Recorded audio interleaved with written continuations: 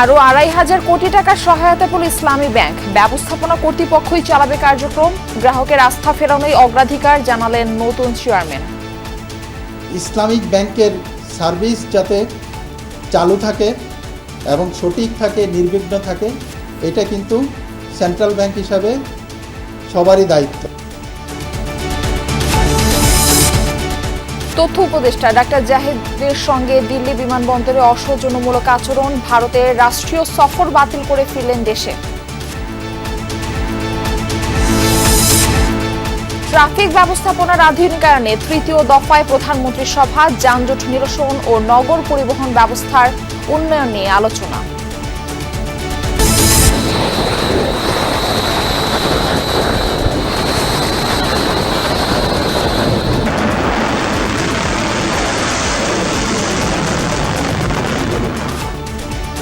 যুদ্ধবন্ধে Iran যুক্তরাষ্ট্র সমঝোতা, শুক্রবার সুইজারল্যান্ডে চুক্তি স্বাক্ষর, স্বাগত জানালো বাংলাদেশ সহ বিভিন্ন দেশ।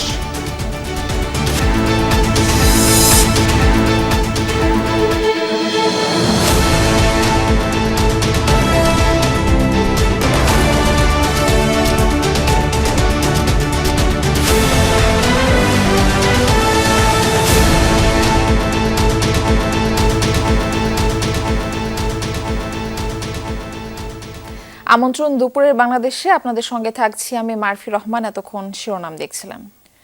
আজও ইসলামী ব্যাংকে অর্থ উত্তোলনের চাপ আছে। শাখাগুলোতে সকাল থেকে ভিড় জমাতে শুরু করেন গ্রাহকরা। তবে ব্যাংকাররা আশাবাদী দ্রুতই পরিস্থিতি স্বাভাবিক হয়ে আসবে, দ্রুত সচল হবে এটিএম সেবা কার্যক্রমও।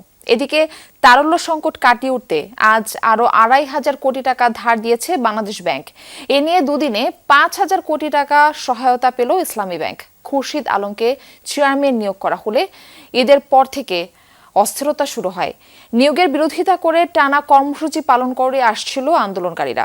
বিপুল পরিমাণ গ্রাহক ও আমানত তুলে নেয়। লোকাল অফিসের ব্যবস্থাপক জানান, গ্রাহকের ভিড় থাকলেও স্বাভাবিক কার্যক্রম চলছে, দেয়া হচ্ছে প্রয়োজনীয় সেবা।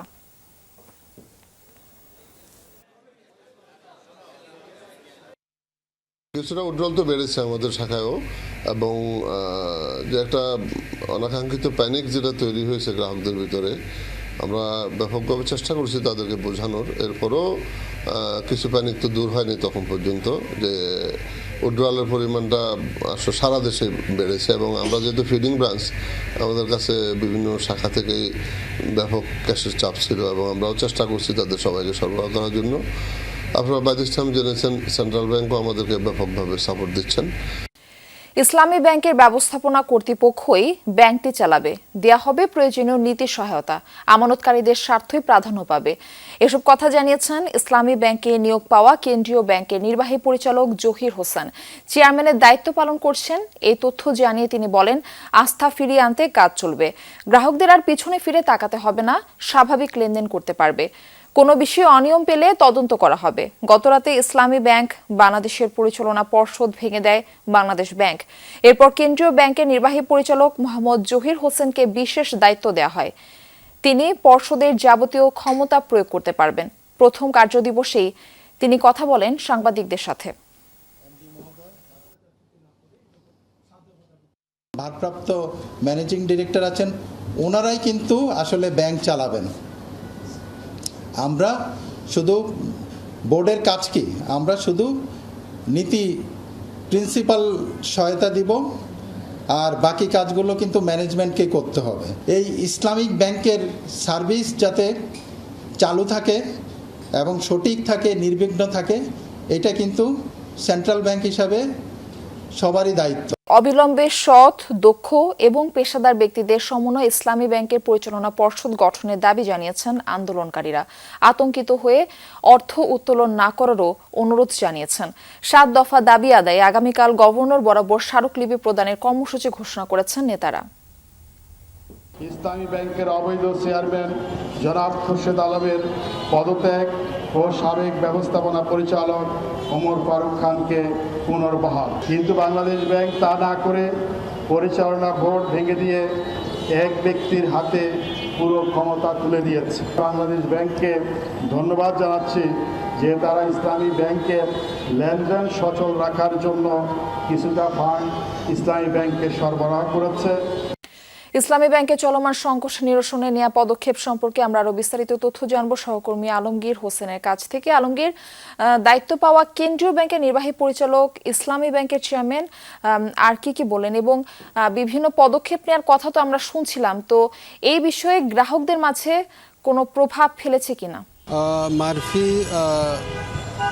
যে বোর্ড ছিল পরিচালনা পর্ষদ সেটি গতকাল ভেঙে দিয়েছে। আপনি জানেন যে এই বোর্ডের বিরুদ্ধে বিশেষ করে বোর্ডে যে চেয়ারম্যান নিয়োগ দেওয়া হয়েছিল খুরশিদ আলম, তার নিয়োগ বাতিলের দাবিতে বেশ কয়েকদিন ধরে সচেতন গ্রাহক ফোরামের ব্যানারে আন্দোলন করছিলেন একদল আন্দোলনকারী। যার পরিপ্রেক্ষিতে ব্যাংকে কিন্তু এক ধরনের অস্থিরতা তৈরি হয়েছিল এবং অনেকেই আতঙ্কিত হয়ে টাকা তুলে নিচ্ছিলেন, যে কারণে ব্যাংক কিন্তু বড় ধরনের তারল্য সংকটে পড়েছিলেন এবং বাংলাদেশ ব্যাংকে 10,000 কোটি টাকা সহায়তা চাওয়া হয়েছিল। সেখানে গতকাল 2,500 কোটি টাকা এবং আজ আবারও 2,500 কোটি টাকার বিশেষ সহায়তা দেওয়া হয়েছে।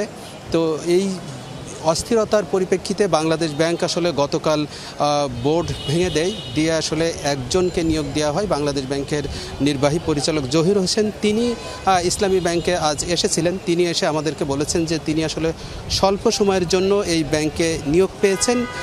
এই সময় আসলে তিনি ব্যাংকের যে ব্যবস্থাপনা কর্তৃপক্ষ রয়েছে তারাই আসলে ব্যাংকটি মূলত পরিচালনা করবেন, তিনি শুধু নীতিগত সহায়তা দিবেন। এই সময় তার মূল লক্ষ্য হবে গেল কয়েকদিনে আতঙ্কিত হয়ে গ্রাহকদের মধ্যে যে অস্থিরতা তৈরি হয়েছে সেই অস্থিরতাটা কাটানো এবং ব্যাংকের স্বাভাবিক লেনদেন ফিরিয়ে আনা এবং ব্যাংকের যে আস্থাহীনতা তৈরি হয়েছে গ্রাহকদের মধ্যে সেই আস্থাহীনতা দূর করা হবে তার মূল লক্ষ্য। এবং তিনি যে স্বল্প সময়ে থাকবেন সেই সময় আসলে ব্যাংকটিকে স্বাভাবিক লেনদেনে ফিরিয়ে আনার চেষ্টা করবেন এবং খুব দ্রুতই হয়তো নিরপেক্ষ এবং গ্রহণযোগ্য ব্যক্তিদের নিয়ে একটি নিরপেক্ষ পরিচালনা পর্ষদ গঠন করা হবে বলেও তিনি জানিয়েছেন। এবং এই যে গতকালকের এই উদ্যোগের পরে গ্রাহকদের মধ্যে কিছুটা আস্থা ফিরেছে এবং ব্যাংকের যে ব্যবস্থাপনা কর্তৃপক্ষের এমডি রয়েছেন আলতাফ হোসেন, তিনি বলেছেন আমাদেরকে যে গত কয়েকদিনে যে পরিমাণ টাকা উত্তোলন হচ্ছিল সেইটা অনেকটাই কমে এসেছে। এবং আপনাকে ধন্যবাদ আলমগীর আমাদের সঙ্গে যুক্ত হওয়ার জন্য। অসৌজন্যমূলক আচরণের অভিযোগে ভারতের নয়াদিল্লির বিমানবন্দর থেকে কলম্বো হয়ে ঢাকায় ফিরেছেন প্রধানমন্ত্রীর তথ্য উপদেষ্টা ডাক্তার জাহিদুর রহমান। সকাল 11:30টার পর তিনি ঢাকার শাহজালাল আন্তর্জাতিক বিমানবন্দর থেকে বের হন। গতকাল ইন্ডিয়ার ওশান রিম অ্যাসোসিয়েশন সম্মেলনে যোগ দিতে ঢাকা থেকে দিল্লি গিয়েছিলেন ডাক্তার জাহিদ, তবে সেখানে অনাকাঙ্ক্ষিত পরিস্থিতির মুখোমুখি হন। উপদেষ্টা জাহিদ প্রতিমন্ত্রী পদমর্যাদায় কূটনৈতিক পাসপোর্ট পাবার যোগ্য, তবে রোববার বিকেল 3:20 সাধারণ পাসপোর্ট নিয়ে এয়ার ইন্ডিয়ার ফ্লাইটে যাত্রা করেন। এয়ারপোর্টে নামার পরেই তাকে ভারতের নজরদারি তালিকা অনুযায়ী আটকে দেয়া হয়। দীর্ঘ জিজ্ঞাসাবাদের এক পর্যায়ে উপদেষ্টা নিজেই পাসপোর্ট ফেরত চান এবং পরবর্তী ফ্লাইটে ঢাকায় ফেরার প্রস্তুতি নেন। পরে পরিস্থিতি বুঝতে পেরে ভারতীয় ইমিগ্রেশন কর্তৃপক্ষ তাকে সম্মেলনে দেশটিতে প্রবেশের অনুরোধ জানালেও আত্মসম্মান এবং প্রোটোকল বজায় রাখতে তা প্রত্যাখ্যান করেন ডাক্তার জাহিদুর রহমান। প্রধানমন্ত্রী তারেক রহমানের সভাপতিত্বে অনুষ্ঠিত হয়েছে যানজট নিরসন ও ট্রাফিক ব্যবস্থাপনা আধুনিকায়ন বিষয়ক তৃতীয় সভা। সকালে সচিবালয়ে মন্ত্রী পরিষদ বিভাগের জনপ্রশাসন সভাকক্ষে এই বৈঠক হয়। বৈঠকে দেশের সড়ক ব্যবস্থাপনা, যানজট নিয়ন্ত্রণ, প্রযুক্তি নির্ভর ট্রাফিক মনিটরিং এবং নগর পরিবহন ব্যবস্থার উন্নয়ন নিয়ে আলোচনা হয়েছে। ট্রাফিক পরিস্থিতির সার্বিক উন্নয়ন, যানজটের টেকসই সমাধান এবং আধুনিক প্রযুক্তি ব্যবহারের মাধ্যমে ট্রাফিক আইন প্রয়োগের বিষয়গুলো নিয়ে বৈঠকে বিস্তারিত আলোচনা ও দিক নির্দেশনা দেওয়া হয়েছে বলে জানা গেছে। প্রধানমন্ত্রী তথ্য উপদেষ্টা ডক্টর জাহিদুর রহমানের দিল্লি থেকে ঢাকা আসার প্রসঙ্গে আমরা জানবো আমাদের সহকর্মী মাহফুজ মিশুর কাছ থেকে। তিনি রয়েছেন পররাষ্ট্র মন্ত্রণালয়ে। মিশু, উপদেষ্টা ডাক্তার জাহিদুর রহমানের সাথে দিল্লিতে যে একটি অপ্রীতিকর ঘটনা ঘটে গেল, এ বিষয়ে সরকার বা পররাষ্ট্র মন্ত্রণালয়ের ভাষ্য কি? সরকার বা পররাষ্ট্র মন্ত্রণালয়ের ভাষ্য একটু আগেই আমরা পেয়েছি। আমরা প্রধানমন্ত্রীর কার্যালয়ের যিনি মুখপাত্র এবং উপদেষ্টা ডক্টর মাহাদি আমিন, তিনি ছিলেন পররাষ্ট্র মন্ত্রী। তিনি যখন নেমে যাচ্ছিলেন তার সঙ্গে আমাদের অনেকক্ষণ কথা হয়। তিনি বলেন যে যিনি এই ঘটনার শিকার অর্থাৎ উপদেষ্টা ডাক্তার জাহিদুর রহমান, তার সঙ্গে কথা বলার পরে তিনি জানাতে পারবেন অথবা বিষয়টা পররাষ্ট্র মন্ত্রণালয় স্পষ্ট করবে। তার কিছুক্ষণ পরপরই পররাষ্ট্রমন্ত্রী ডক্টর খলিলুর রহমান, যিনি জাতিসংঘ সাধারণ পরিষদের নবনির্বাচিত নির্বাচিত সভাপতিও বটে তিনি নামেন, তাকে আমরা অনেক অনুরোধ করি। তিনি যেটি বলেন যে এই বিষয়ে সরকারের যে অবস্থান সেটা দিনের শেষে অর্থাৎ সন্ধ্যার দিকে আমরা জানতে পারবো। আমরা যেটি ধারণা করছি পররাষ্ট্র মন্ত্রণালয়ের যে পাবলিক ডিপ্লোমেসি উইং সেখান থেকে হয়তো একটি প্রেস রিলিজ দেওয়া হবে। অনেক অনুরোধ অনুনয় বিনয়ের পরে পররাষ্ট্রমন্ত্রী ডক্টর খলিলুর রহমান দুটো লাইন বলেছেন যে ঘটনাটি ডাক্তার জাহিদুর রহমানের সঙ্গে ঘটেছে সেটা কেবল দুঃখজনকই নয়, সেটা অনাকাঙ্ক্ষিতও বটে, এবং এটি নিয়ে বাংলাদেশ সরকার কি ভাবছে, কতখানি সিরিয়াসলি ভাবছে সে অবস্থানটা তারা তুলে ধরবেন। আমরা যেমনটা ধারণা করছি বিকেলের দিকে হয়তো বা আনুষ্ঠানিকভাবে কূটনৈতিক পত্র দিয়ে দিল্লির কাছে এই ঘটনার প্রতিবাদ এবং ব্যাখ্যা ঢাকা জানতে চাইবে। একই সাথে আমরা যেটি বোঝার চেষ্টা করছি, ঢাকায় ভারতীয় হাই কমিশনের যিনি ভারপ্রাপ্ত হাই কমিশনার, নতুন হাই কমিশনার যদিও এসছেন, কিন্তু তিনি এখনও রাষ্ট্রপতির কাছে পরিচয়পত্র পেশ না করে আনুষ্ঠানিকভাবে তিনি কাজ শুরু করেননি। ফলে ভারপ্রাপ্ত হাই কমিশনারকে পররাষ্ট্র মন্ত্রণালয়ের সাউথ এশিয়া উইং অথবা পররাষ্ট্র সচিবের দপ্তর তলব করতে পারেন। সেই ঘটনাগুলো কি ঘটছে বা কি হচ্ছে সেটি আমরা হয়তো বিকেল নাগাদ জানতে পারবো, কিন্তু বিষয়টিকে যে বাংলাদেশ অর্থাৎ ঢাকা ভালোভাবে নেয়নি সেটি পররাষ্ট্রমন্ত্রীর বক্তব্যে খুবই স্পষ্ট এবং পরিষ্কার। মারফি। মিশু, ধন্যবাদ আমাদের সঙ্গে যুক্ত হবার জন্য। চট্টগ্রামের আনোয়ারায় মা অ্যানি বড়ুয়া এবং মেয়ে প্রিয়ন্তী বড়ুয়াকে কুপিয়ে হত্যার নেপথ্যে ছিল ঋণের টাকা না দেওয়ার পরিকল্পনা। পাওনা টাকা না দেওয়া এবং ঋণের চুক্তিপত্র জোর করে ছিনিয়ে নিতে গিয়ে এই জোড়া খুনের ঘটনা ঘটান মামলার প্রধান আসামি তেজ বড়ুয়া ওরফে তেজু। রোববার দিবাগত রাত 12টার দিকে পটিয়া উপজেলা থেকে তাকে গ্রেফতার করেছে পুলিশ। তেজ বড়ুয়া নিহত এনি বড়ুয়ার স্বামী চাচাতো ভাই। সকালে এ নিয়ে সংবাদ সম্মেলনে পুলিশ সুপার মাসুদ আলম জানান, সুজন বড়ুয়ার কাছ থেকে নির্দিষ্ট পরিমাণ লভ্যাংশ বা সুদে 1,70,000 টাকার ঋণ নিয়েছিলেন তেজ বড়ুয়া। প্রথম কয়েক মাস টাকা দিলেও পরে তা দিতে টালবাহানা শুরু করেন তিনি। এক পর্যায়ে সুজনকে ঘরে থাকা ঋণের চুক্তিপত্রটি জোর করে নিয়ে যাওয়ার পরিকল্পনা করেন। গত শনিবার রাতে সুজনের বাড়িতে গিয়ে ওই চুক্তিপত্র জোরপূর্বক ছিনিয়ে নেয়ার জেরে এনি বড়ুয়া ও তার মেয়ে প্রিয়ন্তীর উপর সশস্ত্র হামলা চালান তিনি। এতে প্রাণ হারান ওই মা এবং মেয়ে। আহত হয় ছেলে পিয়াস বড়ুয়া। এই ঘটনায় নিহতের স্বামী সুজন বড়ুয়া বাদী হয়ে আনোয়ারা থানায় একটি হত্যা মামলা দায়ের করেছেন। অবশেষে যুদ্ধবন্ধের সমঝোতায় পৌঁছেছে যুক্তরাষ্ট্র ইরান। শুক্রবার সুইজারল্যান্ডে আনুষ্ঠানিক চুক্তি সই হবে দুই দেশের মধ্যে। ওই দিনই খুলবে হরমুজ প্রণালী, প্রত্যাহার হবে মার্কিন নৌ অবরোধ, জানিয়েছেন মার্কিন প্রেসিডেন্ট ডোনাল্ড ট্রাম্প।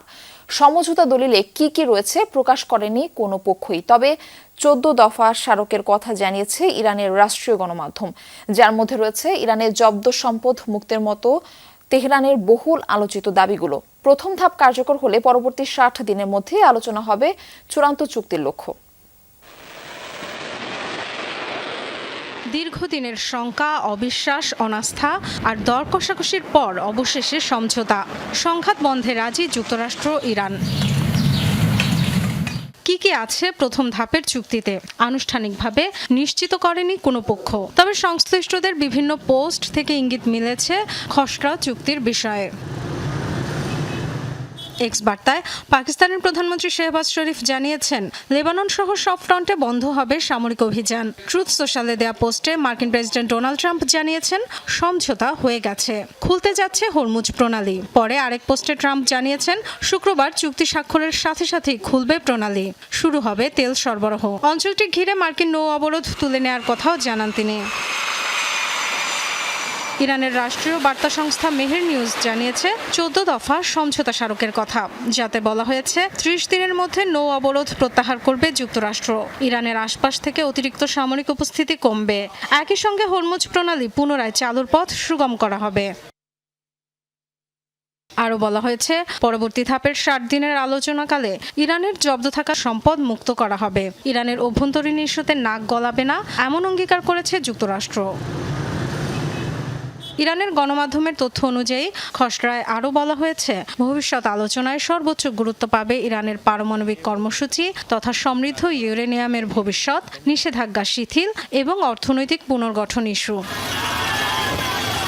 তবে তেহরানের ক্ষেপণাস্ত্র কর্মসূচি ও আঞ্চলিক মিত্র গোষ্ঠীগুলোর বিষয়ে উল্লেখ নেই এজেন্ডায়। যদিও এসব তথ্য যাচাই করা সম্ভব হয়নি, তবে তেহরান সাফ জানিয়ে দিয়েছে, কেবল শর্তভঙ্গ না হলেই চূড়ান্ত চুক্তির জন্য পরবর্তী ধাপের আলোচনায় অংশ নেবে তারা। Dorothy Tasrin, Jamuna news. Iran এবং যুক্তরাষ্ট্র দুই দেশের মধ্যে হওয়া সমঝোতাকে স্বাগত জানিয়েছে বিশ্বের বিভিন্ন দেশ এবং আন্তর্জাতিক সংস্থা। ইরানের পারমাণবিক কর্মসূচিতে অগ্রগতি দেখলে তেহরানের উপর থেকে নিষেধাজ্ঞা তুলে নেওয়ারও ঘোষণা দিয়েছে ইউরোপের 4 প্রভাবশালী দেশ। সংকট সমাধানের জন্য এই সমঝোতাকে বড় পদক্ষেপ হিসেবে আখ্যা দিয়েছে বাংলাদেশ সহ এশিয়ার বিভিন্ন দেশ। যুক্তরাষ্ট্র ও ইরানের মধ্যে হওয়া সমঝোতাকে স্বাগত জানাই আমরা। শুক্রবার চুক্তি স্বাক্ষরের কথা ঘোষণা করা হয়েছে। অস্ট্রেলিয়ার আশা এই সমঝোতা টেকসই হবে, কারণ মধ্যপ্রাচ্য যুদ্ধ বন্ধ হওয়া শুধু এই অঞ্চলের মানুষের জন্যই নয়, বরং পুরো বিশ্বের স্বার্থেই গুরুত্বপূর্ণ। একটি দেশ হিসেবে আমরা এই সমঝোতা স্মারককে পরিস্থিতি সমাধানের পথে একটি গুরুত্বপূর্ণ পদক্ষেপ হিসেবে স্বাগত জানাই। সংশ্লিষ্ট পক্ষগুলোর কূটনৈতিক সমাধান অনুসরণ এবং ধারাবাহিক আলোচনায় সম্পৃক্ত থাকার ফলেই এই অগ্রগতি সম্ভব হয়েছে। এ পর্যন্ত মধ্যস্থতাকারীর ভূমিকা পালন করা সংশ্লিষ্ট দেশগুলোর প্রচেষ্টাকেও আমরা অত্যন্ত মূল্যায়ন করি। এই ছিল দুপুরের বাংলাদেশে। এতক্ষণ সাথে থাকার জন্য সবাইকে ধন্যবাদ।